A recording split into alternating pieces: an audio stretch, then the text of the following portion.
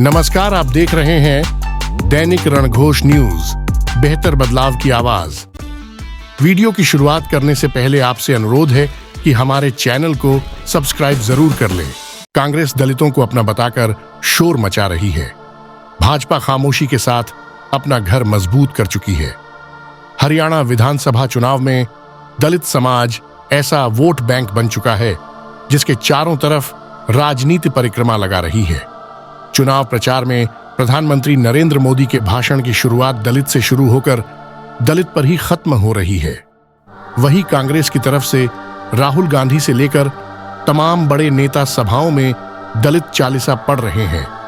ऐसा करने के पीछे की वजह को समझना भी बेहद जरूरी है।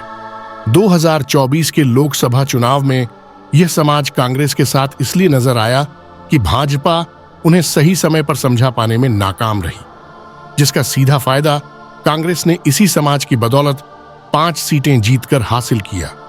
साथ ही यह भ्रम भी पाल लिया कि विधानसभा चुनाव में भी यह भोला भाला सीधा समाज उनके साथ खड़ा होकर हरियाणा में कांग्रेस को स्थापित कर देगा। ऐसा सोचना, ऐसा मानना ही अब भाजपा के लिए चुनाव में बेहतर मजबूत आधार बनता जा रहा है, जिसे समझने के लिए 26 अगस्त 2024 को कुरुक्षेत्र के पीपली हुए राज्य स्तरीय दलित सम्मान स्वाभिमान समारोह की सफलता से भरी कहानी को समझना होगा, जिसकी स्क्रिप्ट पर्दे के पीछे केंद्रीय ऊर्जा एवं शहरी विकास मंत्री मनोहर लाल ने लिखी थी, जिसे जमीन पर पूरी तरह से साकार सुदेश कटारिया ने किया। यह वो शख्स है जिसने लोकसभा चुनाव के आए नतीजों के तुरंत बाद बिना शोर मचाए भाजपा के तेजी से खिसकते वोट बैंक को अपनी एक आवाज से वहीं रोकना शुरू कर दिया था। सुदेश कटारिया को हरियाणा सरकार में सीएम के चीफ मीडिया कोऑर्डिनेटर की जिम्मेदारी मिली हुई थी, लेकिन वे हरियाणा सचिवालय की 6वीं मंजिला पर अपने कार्यालय से दलित समाज में पीड़ित शोषित लोगों को न्याय दिलाने के लिए सिस्टम से सीधा टकरा रहे थे। उनके काम करने के तौर तरीकों में इतना जबरदस्त करंट था कि वह देखते ही देखते हरियाणा के चारों तरफ फैले समाज के घरों में प्रवेश कर गया।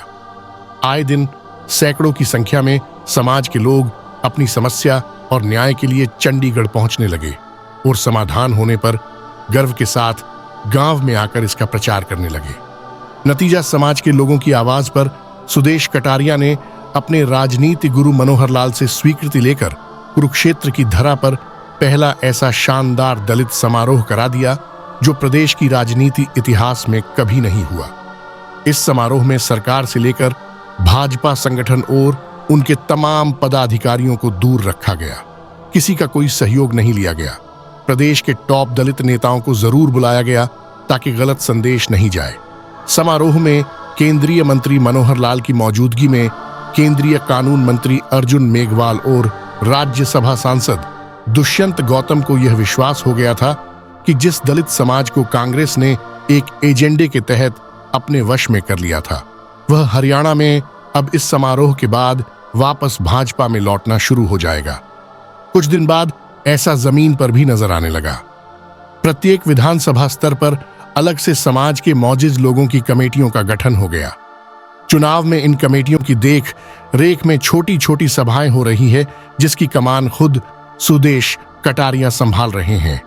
वे यह बता पाने में सफल हो रहे हैं कि देश की आजादी से पहले और उसके बाद दलित समाज का अपमान, तिरस्कार और अत्याचार अगर किसने किया है, वह कांग्रेस है।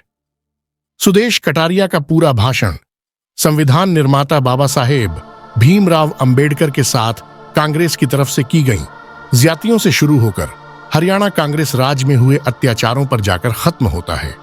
गौर करने वाली बात यह है कि इन सभाओं से भाजपा उम्मीदवारों को दूर रखा जाता है। साथ ही इसमें भाजपा पदाधिकारी या कार्यकर्ता के आने की अनुमति भी नहीं है। सुदेश कटारिया अभी तक प्रदेश भर में 50 से ज्यादा आयोजन कर चुके हैं। जिस तरह उनके एक बुलावे पर समाज के लोग एकत्र हो रहे हैं, वह सीधे तौर पर कांग्रेस के इस भ्रम को तोड़ने के लिए काफी है कि दलित समाज इस चुनाव में भी उन्हें ही वोट देने के लिए सबसे पहले बूथ पर नजर आएगा।